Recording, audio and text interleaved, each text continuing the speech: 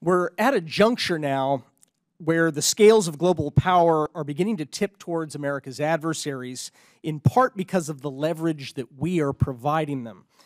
American know-how and capital are seeds and fertilizer that have helped foster the growth of China's military might. U.S. companies and investment funds have, sometimes inadvertently, sometimes carelessly, helped to underwrite and expedite the modernization of the People's Liberation Army and China's high-tech surveillance and intelligence apparatus.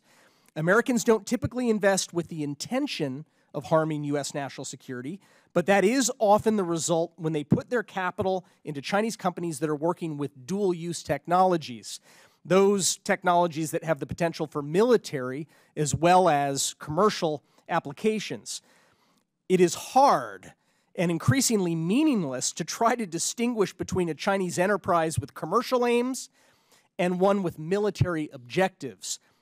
And it's hard because Beijing actually designed it that way. Corporate independence in today's China is an illusion. The truth is that the single-party dictatorship that rules China has powerful authorities and influence over all entities, whether private or state-owned, civilian or military, domestic or even foreign. Some American investors try to conduct due diligence to reassure themselves about where their money and technology are ultimately ending up inside China, but that too is an increasingly fraught exercise. Beijing is running a, quote, rectification campaign, close quote, to shut down or assert heavy influence over research, consulting, and due diligence firms operating in China. So no wonder that U.S. investors who are seeking a return on their capital are often blind to the strategic costs that they are incurring for America's national security and prosperity.